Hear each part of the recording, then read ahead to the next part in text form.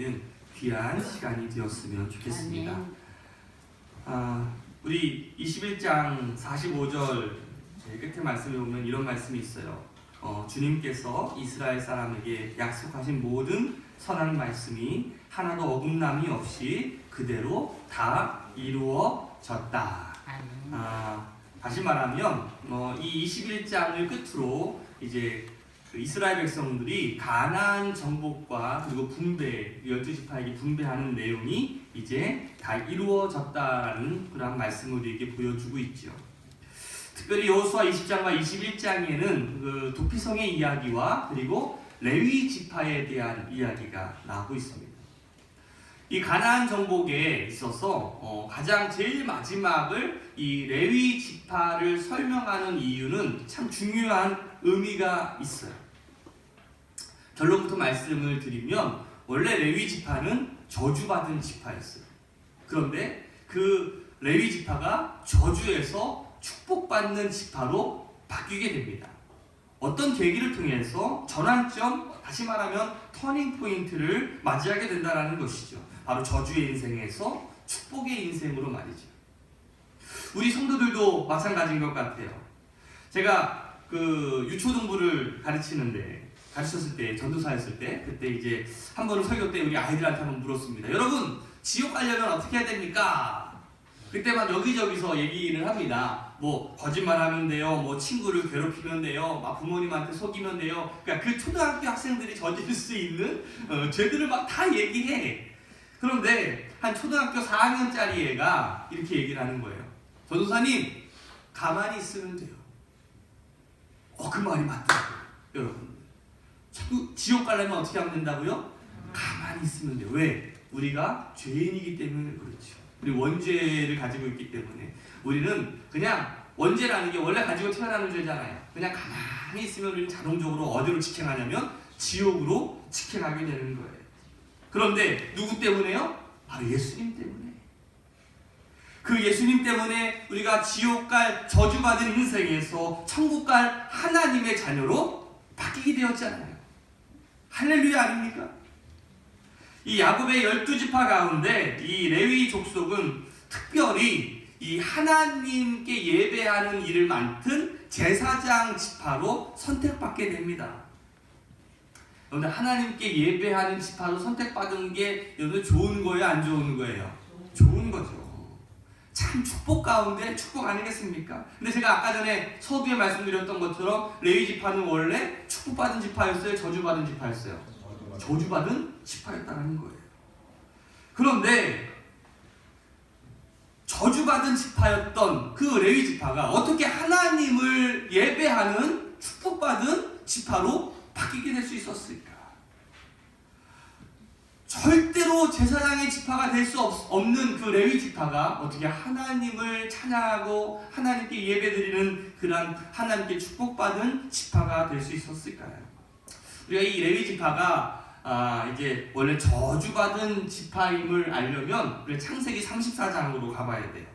우리 창세기 34장을 한번 여러분 성경을 한번 쭉 펴보시면 거기에는 디나라고 하는 야곱의 딸이 이제 그 세겜 땅의 추장이었던 그 하몰의 아들 이 세겜에 의해 그 겁탈당하는, 다시 말하면 강간당하는 사건이 일어나게 됩니다. 그 자기의 여동생이 겁탈을 당하니까 이 오빠들이 가만히 있을 수가 없잖아요. 그렇죠? 분노하고 화가 났어요. 그런데 그 당시 이 세겜의 추장이었던, 그러니까 이 하몰의 아들 세겜, 그 히윗 사람이었던 그 가문이 유력자이고 권력자였어요. 힘이 많았다라는 거죠. 그래서 화는 났는데 이거를 어떻게 할 수는 없었던 상황이었어. 그런데 또 참 아이러니한 것은요, 그 디나를 겁탈했던 그 세겜이 이 디나를 사랑했던 거예요. 그래서 그 아버지한테 얘기를 해가지고 그 야곱의 딸 그 디나와 결혼하고 싶습니다. 그래서 그 세겜의 아버지가 야곱을 찾아오게 됩니다. 그런데 자신들의 누이를 욕보였던 그들을 이 야곱의 그 형제들, 특별히 레위와 시므온이라고 하는 이 오빠들이요, 용서할 수가 없어요. 그래서 분노를 표출하기 위해서 이제 먼저 그 머리를 씁니다. 바로 우리랑 결혼을 하려면 우리는 하나님의 백성이기 때문에 할례를 받아야 된다. 너희들도 할례를 받아라. 그러면 우리 결혼하겠다. 그래서 거짓말을 하게 되죠. 결국 그 말이 옳다라고 여겼던 세겜은 그의 일족, 그러니까 전체가 할례를 받습니다. 그리고 이제 할례를 받은 지 이제 아물지 않아가지고 이제 다들 누워있을 때에 갑자기 이 레위와 시므온이 칼을 들고 그 성읍에 쳐들어가서 모든 남자들을 다 죽여버려요. 그리고 다른 아들들도 그들의 성읍을 가서 약탈을 하기 시작합니다. 그래서 그들의 재물과 그들의 여자들을 다 빼앗아오는 그러한 일들을 저지르게 되죠. 그런데 그 한 번에 승리를 했을지는 모르겠지만 그 이후에 야곱의 가문들은 어려움에 처하게 됩니다. 왜냐하면 먼저 하나님의 백성들이 거짓말을 했다라는 것이고, 그리고 세겜이 저질렀던 일보다 더 큰 죄들을 저지르게 됩니다. 다시 말하면 수많은 사람들을 살인하고 똑같이 약탈하는 잘못을 저지르게 되죠. 제가 앞에서 말씀드렸듯이 세겜 사람들은요, 그 지역의 세력자들이었어요. 그래서 주변에 있는 사람들의 동조도 더 얻기 어려웠고, 결국 야곱의 가족들이 죽음의 몰살 위기에 처하게 되었어요. 그때 야곱이 하나님께 기도합니다. 창세기 35장 1절 말씀에 보면 이런 말씀이 있어요. 하나님이 야곱에게 말씀하셨다. 어서 베델로 올라가 거기에서 살아라. 내가 너의 형 에서 앞에서 피해 도망칠 때에 너에게 나타난 그 하나님께 제단을 쌓아서 바쳐라. 다시 말하면 자신의 그 가문이 몰살당한 위기에 있을 때 하나님께 기도하는 거예요. 하나님, 우리 가문을 살려주셔야 됩니다. 다행히 하나님께서 베델로 피하라라고 말씀하셨고, 그 피하는 가운데 주변 여러 사람들을 이 야곱을 치지 않도록 하나님께서 도와주셨어요. 야곱 일가는 그 하나님 앞에 부르짖었던 은혜를 통해서 죽음을 면하게 되죠. 그런데 여기서 끝나는 것이 아니에요. 창세기 49장에 가보면 야곱이 12아들을 이제 축복하는 장면이 나오고, 또 어떤 아들은 저주하는 장면이 나와요. 보통은 사람이 죽을 때 축복하는데 야곱은 참 솔직했던 것 같아. 아마 이게 하나님의 음성이 아니었나라는 생각을 하게 되는데, 뭐 12아들을 다 다룰 수는 없고, 특별히 창세기 49장 5절과 7절 말씀을 한번 봅시다. 같이 읽어볼까요? 시작! 시므온과 레위는 반짝 형제다.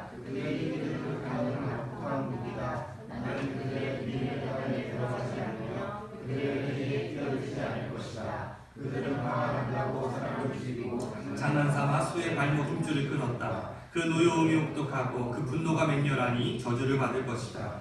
그들은 야곱 자손 사이에 분산시키고 이스라엘 백성 사이에 흩어버릴 것이다. 근데 이 야곱이 그 레위와 시므온 그 두 아들에게 이러한 저주의 말씀을 하고 있어요. 여기 보면 레위와 시므온이 한 비밀 회담이 뭘까요? 바로 할례를 받게 해서 우리 죽이자라고 모의를 했던 것 같아요. 그리고 화가 난다고 사람을 죽인다라는 것은요, 세겜이라고 하는 그 한 사람, 그러니까 자신의 여동생을 겁탈했던 그 한 사람만이 아니라 그 히윗 사람 전체를 죽이고 약탈한 것을 의미하는 거예요. 그러니까 야곱은 이 화를 누르지 못하고 잔인하게 칼을 휘둘렀던 이 시므온과 레위를 저주합니다. 하나님께서는요, 폭력을 싫어하셔요. 심지어 직접 살인을 자행한 이 시므온과 레위는 말할 것도 없어요. 그들은 그들의 노여움과 분노로 인해서 하나님의 복을 얻지 못하고, 그리고 야곱도 분명히 그들 그리고 그들의 지파가 저주받을 것이다 라고 말씀했어요. 그리고 그들을 이렇게 흩어버리시겠다. 그러니까 흩어버리겠다는 게 뭐예요? 이제 없애겠다라는 뜻 아니겠습니까? 오늘 우리가 계속해서 여호수아에 대한 말씀을 보고 있는데, 여러분들 그 여호수아가 이제 그 이스라엘의 그 12지파의 땅을 분배했을 때 그 헤브론 지역을 얻었던 족속이 바로 유다 족속이었어요. 여러분 기억나시죠? 갈렙이 이 산지를 내게 주소서라고 외치면서 가장 어려웠던 요새 그 헤브론 지역을 탈취합니다. 근데 그 유다 지파가 얻었던 땅 헤브론 지역의 아래에는요, 그 여러분들 염해 아시죠? 염해? 오늘날에 염해가 있고요. 거기는 사막과 같이 돌덩어리밖에 없는 땅이에요. 그리고 그러니까 보통 그 지면보다도 더 낮은 땅이에요. 쓸모가 없는 땅이에요. 거기를 이 시므온 지파가 얻게 됩니다. 그냥 유다 지파에 공생하면서 살아가다가 조금 유다 지파가 예를 들어서 이만큼 얻으면 조금 그냥 얻어서 먹던 그 지파가 조그만 땅 얻다가 결국은 유다 지파에 이제 동조되고 동화되어서 아예 시므온 지파는 없어지게 돼요. 한마디로 성경의 말씀대로 야곱의 예언대로 그 시므온 지파는 저주받아 결국은 없어지는 지파가 되게 되죠. 그런데 레위 지파는 좀 달랐어요. 시므온과 레위도 똑같이 저주를 받았잖아요. 그런데 시므온은 정말로 저주를 받았는데 레위 지파에게는 이 전환점이 있었어요. 출애굽 시대로 우리가 조금만 돌아가면 그 모세가 시내산에 올라갑니다. 하나님을 만나러 올라가죠. 그리고 모세가 하나님의 말씀을 받아서 여러분들 두 돌판 십계명을 받아서 내려오는 장면이 여러분들 기억을 하실 거예요. 근데 그 십계명을 받아서 올라갔다 내려오는데 그럼 이스라엘 백성들이 뭐 하고 있었어요? 뭐 하고 있었죠? 금송아지를 만들어 가지고 거기서 그 제사를 금송아지는 이집트의 신 이방 신이었거든요. 그 신에게 예배하고 그러니까 우상 숭배하면서 하는 그러한 죄악들을 저지르고 있었습니다. 그때 산에서 내려와서 그 모습을 봤던 모세는요 크게 노합니다. 그리고 손에 있던 돌판을 다 깨트려버리고 이제 그 자기가 시내산에 올라가 있을 때 그 이스라엘을 맡았던 그 아론을 향해서 막 혼을 냅니다. 그리고 백성들한테 이렇게 말하죠. 우리 한번 읽어볼까요? 출애굽기 32장 26절 읽어봅시다. 시작. 모세는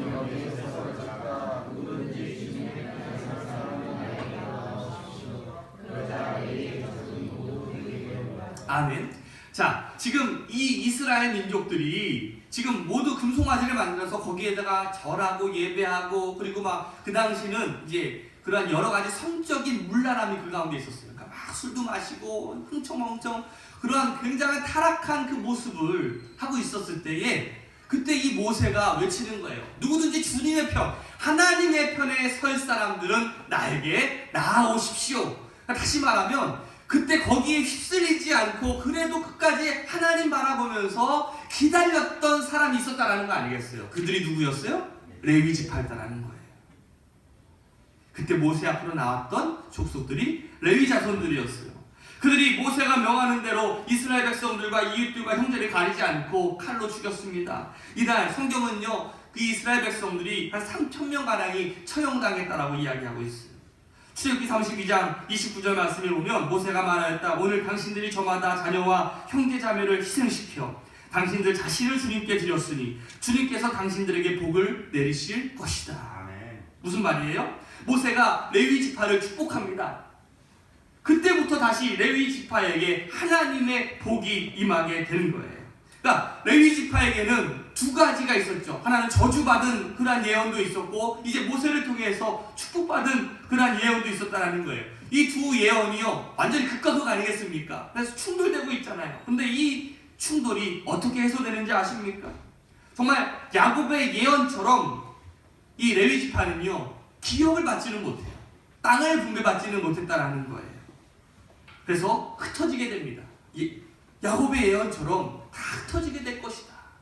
그런데 흩어지되 하나님을 섬기는 제사장의 직분을 맡은 사람들, 그래서 하나님의 도구로 쓰임받게 되었다는 거죠. 우리도 사실 레위 지파와 별 다를 것이 없어요. 저주받을 인생이었고 망할 인생이었고 사실 우리가 하나님의 은혜로 회개하는 것만으로도 다시 말하면 우리가 주님 편에 서는 것만으로 우리가 그 지옥갈 자녀에서 하나님의 자녀로 우리가 바뀌게 되었잖아요. 우리가 하나님의 편에 서는 것만으로 우리가 저주의 백성에서 축복의 백성으로 바뀌게 되는 거 아니겠습니까? 우리의 삶 가운데 아픔이 있고 쓰라림이 있고 문제가 있는 모든 사람들은 오늘 이 레위 지파가 갔던 그 길을 우리가 모범으로 삼아야 돼요. 하나님 앞에 회개합시다. 그리고 우리의 저주의 길이 하나님의 축복의 길로 바뀌는 그러한 은혜를 체험할 수 있는 믿음의 사람들이 되시기를 주님의 이름으로 축복합니다. 오늘 본문에 나타난 이 도피성이 있어요. 우리는 이 저주에서 축복의 통로와 같은 역할을 하는 곳이 바로 이 도피성인데요. 오늘 도피성이 뭔지 아십니까? 도피성은요, 이거예요.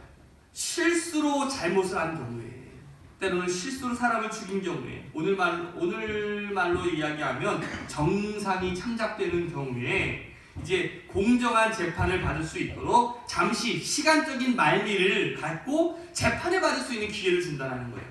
그 당시 고대 사회만 하더라도요, 만약에 어떤 이유를 불문하고 내 가족 중에 누가 죽었어, 그러면 어떻게 해야 돼요? 복수를 해야 돼. 똑같이. 그런데 죽인 사람만, 내 가족을 죽인 사람만으로 끝나는 것이 아니라 그냥 그 부족 전체를 멸절시켰어요. 얼마나 잔인했습니까? 근데 그것이 실수였을 수도 있잖아요. 내가 일부러 살인하는 것이 아니라 실수였는데, 실수를 통해서 그러한 가족 전체가, 부족 전체가 몰살되는 그러한 어려움을 겪는다면 그것만큼 얼마나 불합리한 것이 어디 있겠습니까? 그래서 하나님께서는요, 이 도피성을 만들어서 실수로 부지 중에 사람을 죽인 자들이 이제 그 공정한 재판을 받을 수 있는 시간, 그리고 안전을 보호할 수 있는 그곳을 만들었어요. 그것이 바로 도피성인데, 도피성이 몇 군데가 있었냐면 총 6군데가 있었어요. 요단강을 기준으로 요단 동편에 3개, 그리고 요단 서편에 3개. 그래서 요단 동편은 골란, 길랏, 라못, 베셀이 있고요. 서편에는 게네스, 세겜, 헤브론, 이렇게 3군데가 있었어요. 근데 정말 중요한 것은 이 도피성 자체도 중요하지만 도피성이 바로 예수님을 예표하고 있다는 것이 중요합니다. 어떤 사람이 죄악에 빠져가지고 그리고 죄를 지었다라고 했을 때에 다시 한번 새 출발할 수 있는 기회, 그리고 다시 한번 우리가 새롭게 변화될 수 있는 기회를 준다는 면에서 바로 이 도피성은 우리에게 주는 의미가 굉장히 커요. 여러분들 만약에 단 한 번 우리가 죄를 졌는데 그냥 그 길로 우리의 인생이 끝이라면 얼마나 안타까울까. 여러분들 실수할 수 있어요, 없어요? 실수할 수 있어요. 우리는 잘못할 수 있어요. 근데 그 잘못 하나 때문에 그냥 다 우리 인생이 끝나고 만다면 얼마나 안타깝겠어요. 누구든지 예수를 부르는 자는 구원을 얻으리라. 마찬가지로 누구든지, 이방인이든지 죄인이든지 어떤 사람이든지 이 도피성에 들어오는 사람들은요, 찬스가 생겨나는 거예요. 새 출발할 수 있는 기회가 주어진다는 것이죠. 저는 우리 새로남교회가 이 도피성의 역할을 하는 교회가 되시기를 주님의 이름으로 축복합니다. 지난번에 그 불법 시위 혐의를 받고 그 경찰을 피해가지고 그 조계사로 이렇게 도피했던 그 민주노총의 그 한상균 위원장? 저는 그 사람을 잘 모르지만 아무튼 이제 그 CBS에서 나왔던 노컷 뉴스를 한번 봤는데, 제가 그 뉴스를 한번 보여드리도록 하겠습니다. 아래에 있는 거거든요. 고무요상 우리 아빠도 끼워주시고 광고가 안 있어요. 빨리 넘어가야 우리 돼요. 집에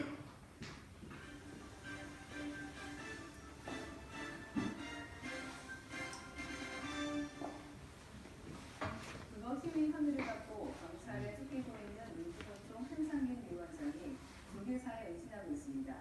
민주화 이전인 7, 80년대에는 교회와 성당이 시국사범들의 은신처가 되곤 했는데요. 이 같은 은신처의 기원은 성경에서도 찾아볼 수 있습니다. 천수영 기자입니다. 지난 14일 민주총궐기 대회 이후 조계사에 은신한 민주노총 한상균 위원장. 경찰의 추적을 피해 조계사에 들어간 한 위원장은 불교 화쟁위원회에 노동계와 정부의 대화 중재를 요청했고 화쟁위원회는 이를 받아들였습니다. 지난 2013년 철도 파업을 주도했다는 이유로 수배된 철도노조 간부들 역시 조계사로 숨어들었습니다. 민주화 인권운동이 한창이던 7, 80년대에는 명동성당이 대표적인 시국사범들의 은신처였습니다. 한국교회도 보안사의 민간 사찰을 폭로한 윤석양 이병을 보호하는 등 민주화와 정의를 위해 앞장섰던 이들을 국가 권력으로부터 보호해왔습니다. 교회의 이 같은 피난처 역할의 기원은 구약 성경에서 찾아볼 수 있습니다. 민수기 등에 따르면 이스라엘은 실수나 부지 중에 살인을 저지른 자가 피할 수 있는 도피성을 6군데에 마련했습니다.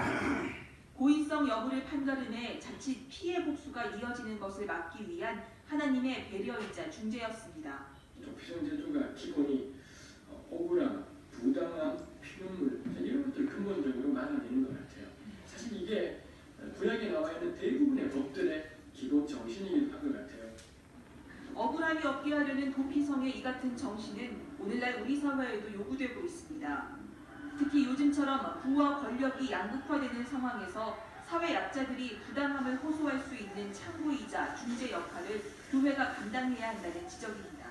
법으로는 분명히 어긴 것, 이거고 문제가 되는 것이겠지만 살펴보니 억울하고 부당한 측면이 있다라고 했을 때 이걸 결과만 가지고 똑같아 이럴 것이 아니라 교회가 그 완충 역할을 해서 이 사람이 억울함이 무엇 때문인지 부당함이 무엇 때문인지에 대해서 살펴보고 한편 교회를 포함해 종교계의 도피성 역할은 점차 퇴색하고 있습니다.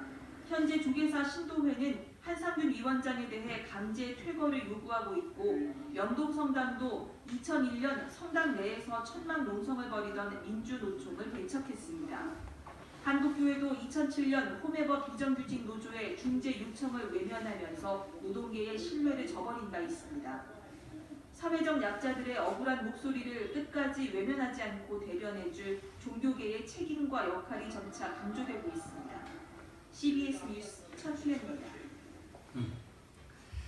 제가 이 뉴스를 보면서 그때 그 모습을 보면서 왜 그 사람이 왜 하필 조계사로 갔을까? 안타깝더라고요. 전에는 명동성당에 가더라도 이제 명동성당조차도 이렇게 그 사람들 내어주고 그 전에는 그 보안사 문제로 교회에 갔음에도 불구하고 교회에서도 내어주고 제 마지막에 이 사회적 약자를 향한 우리 교회가 가져야 될 오늘날의 도피성 제도를 퇴색하고 있다는 그 말이 제 마음속에 아팠어요. 우리 교회에 만약에 그러한 사람이 왔으면 여러분들 어떻게 하겠습니까? 인간 바리테이를 쳐서 경찰들이 못 들어오게 그 사람들 보호해줘야 될까요? 아니면 그 사람들 잡아다가 내어줘야 될까요? 참 쉬운 문제는 아닙니다. 하지만 놓쳐서는 안 되는 건 뭐냐면 우리 교회 앞으로 우리 교회뿐만 아니라 모든 교회가 이러한 사회적 약자들에 대한 그러한 보호할 수 있는 그러한 도피성과 같은 그러한 모습들 우리가 가지면서 살아가야 된다는 것이에요. 구약에 보면 처음 세워진 이 도피성 제도가 시간이 지나면서 변질되기 시작합니다. 호세아 6장 8절과 9절 말씀에 보면 이런 말씀이 있어요. 길르앗은 폭력배들의 성읍이다. 발자국마다 핏자국이 뚜렷하다. 강도떼가 숨어서 사람을 기다리듯 제사장 무리가 세겜으로 가는 길목에 숨었다가 사람들을 살해하니 차마 못할 죄를 지었다. 이 말이 무슨 말이냐면 길르앗과 세겜 많이 들어봤죠? 길르앗과 세겜은 뭐가 있는 곳이에요? 도피성이 있는 곳이에요. 당연히 그 주변에는 누가 살아요? 제사장들, 레위 지파가 살고 있는 거예요. 그런데 이스라엘이 거듭 내란들이 일어나면서 억울한 죽음들이 막 생겨났어요. 오히려 살인자들로부터 살인을 보호하기 위해서 만들었던 그 도피성이 오히려 그러한 제사장들이 그 살인과 악행이 저지르는 장소로 바뀌었다는 거죠. 무슨 말이냐면 이제 막 그 당시 내란이 막 일어나면 여기서 막 쿠데타가 일어나잖아요. 이쪽에서 왕이 되려고 하고 이쪽에서 왕이 되려고 하잖아. 그래서 이쪽에서 왕이 되면 이쪽에 있는 그 반대편에 있는 세력들이 그들에게 살인을 당할까봐 피해서 도피성으로 옵니다. 그러면 오히려 도피성에서 그들을 숨어서 제사장들과 레위인이 기다렸다 그들을 죽여요. 그리고 그 죽인 것을 가지고 그 집권했던 사람들한테 가서 보상을 받아요. 이게 얼마나 악한 모습입니까? 오히려 정말 교회로 정말 피하기 위해서 왔는데 우리는 오히려 거꾸로 그들을 다시금 내보내며 그들을 구덩이로 몰아내는 경우가 얼마나 많이 있습니까? 마치 믿는 도끼에 발등 찍히는 격 아니겠어요? 길르앗이나 세겜 모두 도피성으로 역할을 제대로 감당하지 못했다는 것이죠. 그런 의미에서 제사장이나 교회나 성도에게 중요한 것이 오늘날 우리에게 정말 무엇이 중요한지를 되새겨보게 됩니다. 저는 그것이 바로 신의라고 생각합니다. 신. 교회는요, 믿음직스러워야 돼요. 동의하십니까? 도피성으로 안전해야 돼요. 언제든지 저곳에 가면 안전할 수 있어. 그리고 교회에 다니는 성도들, 저 사람들은 절대로 넘어지지 않아. 내가 아무리 힘들고 어렵더라도 내가 저 사람에게만 가면 저 사람은 진실돼, 저 사람은 믿을 수 있어 라는 신의가 우리 가운데 있어야 된다는 것이에요.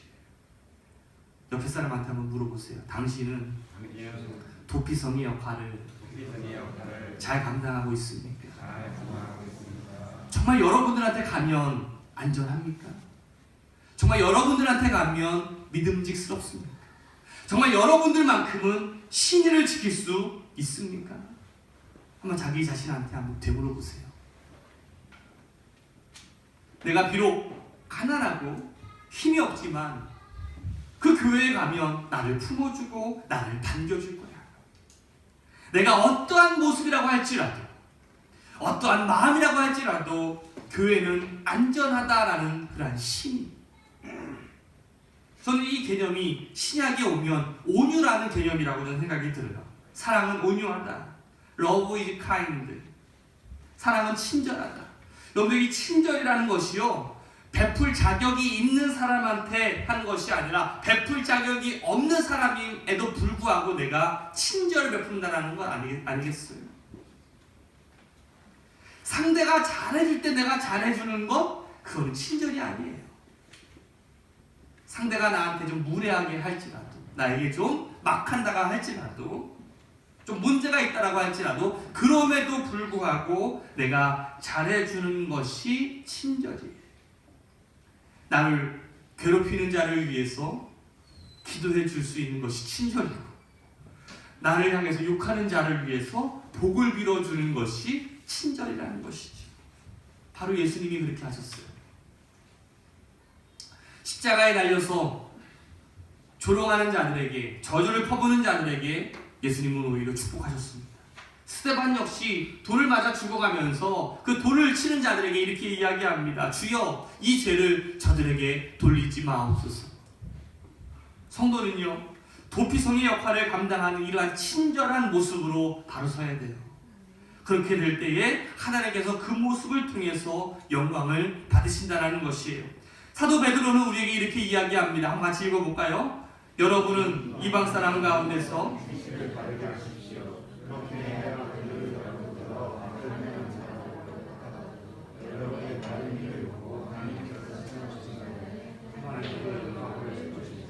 여러분, 세상 사람들은요, 우리를 향해서 욕을 할 수밖에 없어요.